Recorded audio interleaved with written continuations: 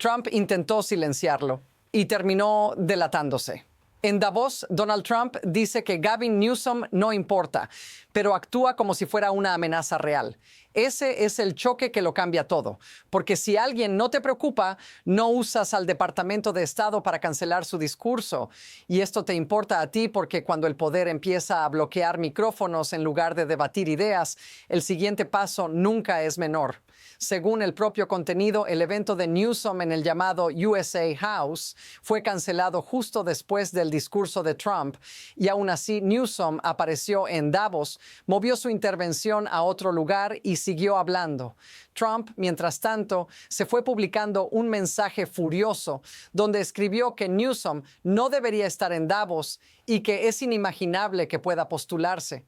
Pero aquí está la paradoja. Horas antes, cuando estaban en la misma sala, Trump dijo en voz alta que Gavin es un buen tipo.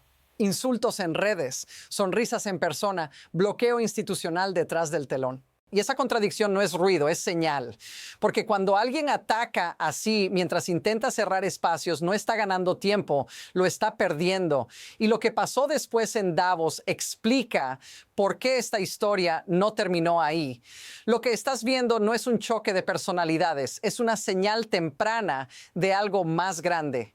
El contenido no muestra toda la película, solo suficientes piezas para entender el patrón. Trump llega a Davos, da un discurso que genera burlas, confunde Groenlandia con Islandia y habla de un bloque de hielo en una zona terrible. Al mismo tiempo, Gavin Newsom está allí, no como presidente, sino como gobernador, asistiendo, reuniéndose, siendo visible. No anuncia una candidatura, no desafía formalmente, simplemente está presente. Y aún así, eso basta para provocar una reacción desproporcionada. Trump no responde con políticas ni con una agenda alternativa. Responde con un cierre. El USA House, un espacio alquilado, una iglesia convertida en pabellón donde Newsom iba a hablar con Fortune, es cancelado. El propio relato lo deja claro. Fue una decisión impulsada desde el aparato federal. Newsom no se retira, cambia de sede y habla igual. Ese detalle es clave porque convierte el episodio en algo más que un berrinche. Muestra una lógica repetida. Cuando no puedes controlar el mensaje, intentas controlar el lugar donde ese mensaje ocurre. Y aquí viene la pregunta que reorganiza todo lo que estás viendo. Si Newsom realmente no representa nada, ¿por qué actuar como si cada micrófono que toca fuera peligroso? Porque quizá esto no va de Davos, ni de un discurso cancelado, ni siquiera de Trump contra Newsom. Quizá va de quién puede ocupar el vacío cuando el poder empieza a mostrarse inseguro. Y a partir de aquí, las pruebas empiezan a acumularse muy rápido. Aquí va la prueba directa y no es sutil. Trump no solo habló, Trump escribió. En su propio mensaje, publicado mientras salía de Davos, dijo que Gavin Newsom no debería estar en Davos, que estaba corriendo detrás de líderes extranjeros y que era inimaginable que pudiera postularse para presidente. Eso no es un comentario al pasar. Es un ataque preventivo, porque fíjate en el detalle. Trump no discute una idea concreta de Newsom, no rebate un plan, no menciona una propuesta, solo insiste en una cosa, que no debería estar ahí y ahora observa lo que falta. En todo ese mensaje largo, Trump no niega haber intervenido para cancelar el evento, no explica por qué el USA House fue cerrado justo cuando Newsom iba a hablar, no aclara por qué, si Newsom es irrelevante, fue necesario bloquearle el escenario.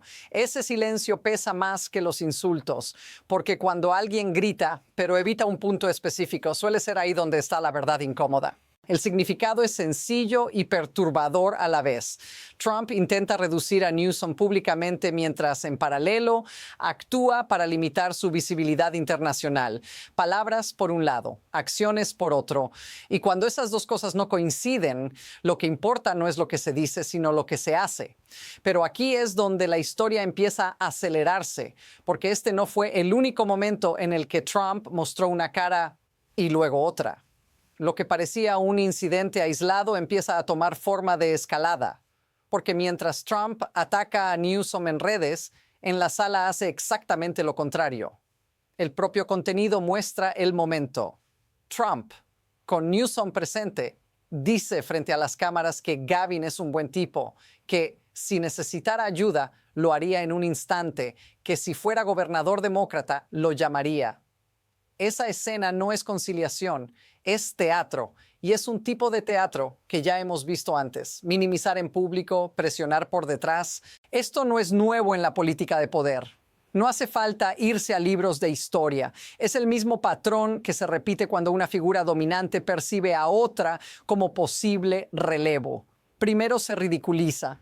Luego se bloquea el acceso, después se normaliza que cerrar espacios, cancelar eventos o usar instituciones para incomodar al otro sea parte del juego.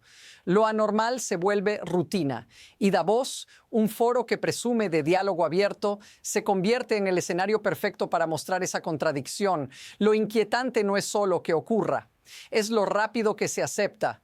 Un discurso cancelado, un gobernador desplazado, un expresidente que sonríe en persona y ataca en línea. Todo eso pasa en cuestión de horas y el sistema sigue funcionando como si nada. Pero aquí es donde la historia cruza una línea, porque lo que viene después ya no es solo gesto ni retórica.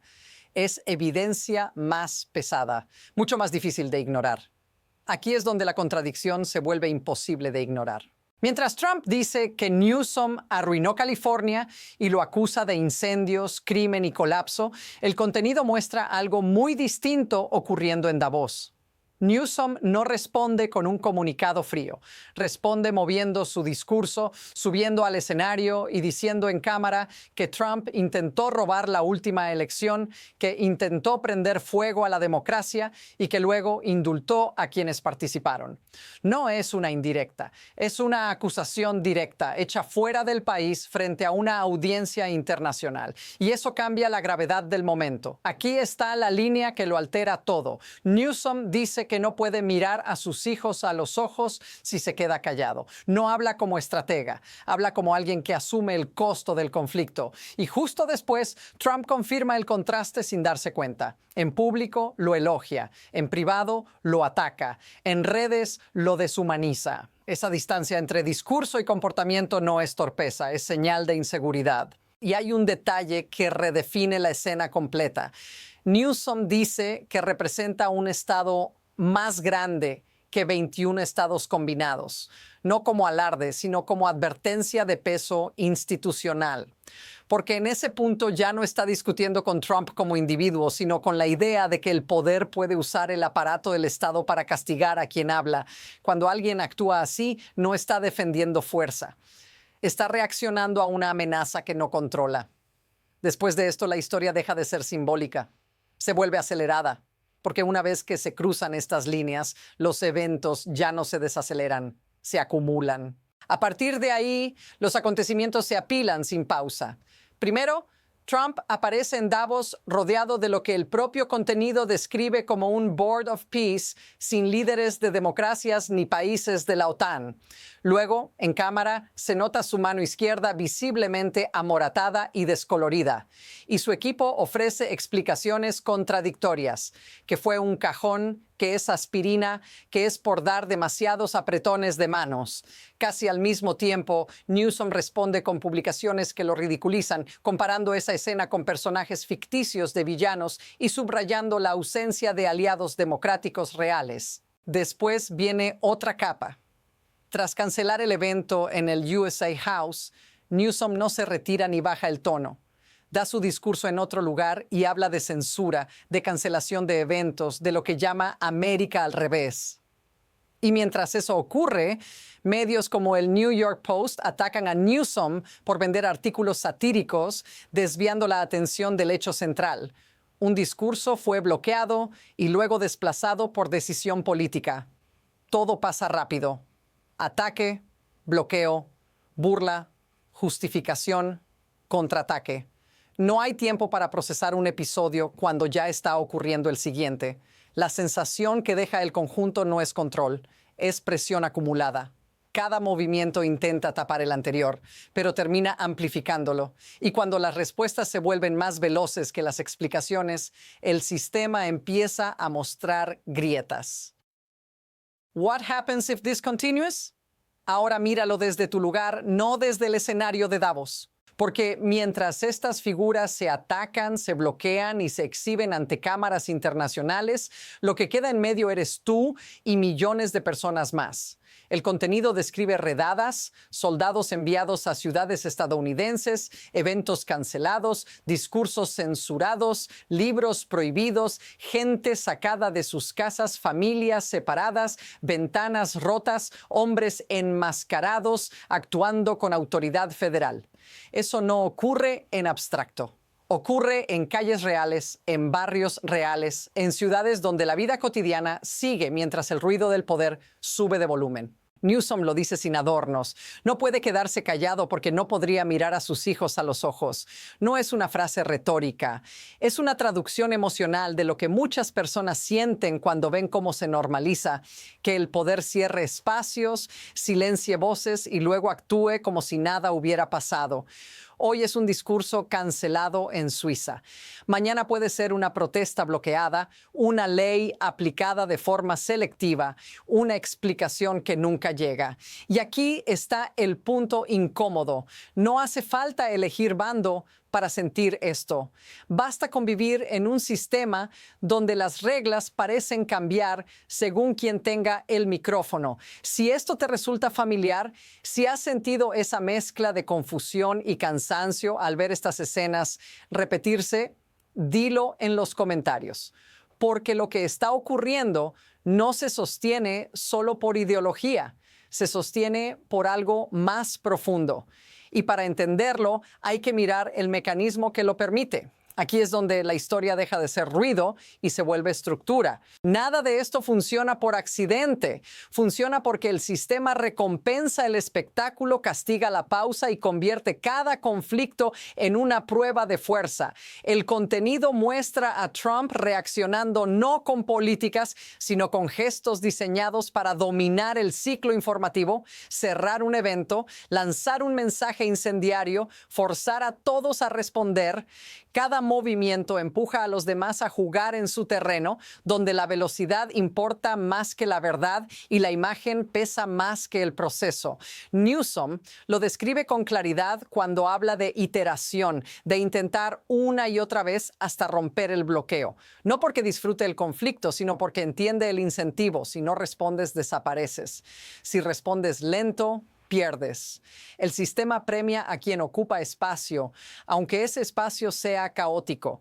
Y mientras todos reaccionan, el poder real se desplaza fuera de cámara, usando instituciones, permisos, cancelaciones y amenazas como herramientas silenciosas. El insight inquietante es este: no necesitas convencer a todos, solo necesitas cansarlos. Cuando la gente se acostumbra a que discursos se cancelen, a que versiones oficiales cambien cada hora, a que nada se aclare del todo, deja de exigir coherencia. Y ahí es donde el sistema gana, no por consenso, sino por agotamiento. Y si ese es el mecanismo, la pregunta ya no es ¿qué pasó en Davos? Es hacia dónde se dirige todo esto. Desde aquí el camino se divide, pero ninguno es limpio. Una posibilidad es que esto se normalice todavía más, que cancelar eventos, usar el aparato del Estado para presionar adversarios y convertir cada cumbre internacional en un escenario de intimidación pase a ser parte del paisaje. En ese escenario, Trump sigue avanzando por inercia, no porque convenza, sino porque nadie logra frenar el ritmo. Cada reacción alimenta la siguiente. Cada conflicto acelera el ciclo. Y figuras como Newsom quedan atrapadas en responder sin controlar del todo el tablero. La otra posibilidad es más inestable. Que este tipo de choques empiece a producir el efecto contrario, que la contradicción entre lo que se dice y lo que se hace se vuelva tan visible que deje de funcionar, que cuando alguien ataca en redes pero sonríe en persona, cuando bloquea discursos pero habla de libertad, la grieta se vuelva demasiado grande para ignorarla. En ese escenario, la presencia de Newsom en lugares como Davos no es el punto final, es el aviso temprano de una reconfiguración que todavía no tiene nombre. Ninguna de las dos rutas está cerrada, pero el contenido deja claro algo inquietante. La próxima jugada ya se está preparando fuera de cámara, mientras la atención sigue fija en el último escándalo. Y cuando eso ocurra, no llegará como sorpresa, llegará como consecuencia. Al final, esta historia no va de Davos, ni de un discurso cancelado, ni siquiera de Trump contra Newsom. Va de algo más simple y más peligroso. Lo que ocurre cuando el poder empieza a temer la visibilidad más que la oposición. Porque el momento en que alguien intenta cerrar un micrófono es el momento en que deja de confiar en sus propias palabras. Y eso reencuadra todo lo que viste aquí. Los insultos, las sonrisas, los bloqueos, las burlas, las contradicciones. No son caos, son síntomas. La escena completa se puede resumir en una sola idea. Cuando alguien actúa como si no tuviera miedo, pero se comporta como si lo tuviera, el conflicto ya cambió de fase. Y lo que viene después no se anuncia con discursos, se construye en silencio, movimiento por movimiento, mientras la atención se distrae con el último choque visible. Esta no es una historia cerrada, es una puerta entreabierta, porque lo que ocurrió en Davos no fue el final de nada, fue una señal temprana de lo que empieza a tomar forma. Y entender ese patrón antes de que se vuelva rutina es la diferencia entre reaccionar tarde o ver venir el próximo giro. Si quieres seguir desarmando estas historias más allá del titular y del ruido, sigue el canal y suscríbete. Lo que viene después es aún más revelador.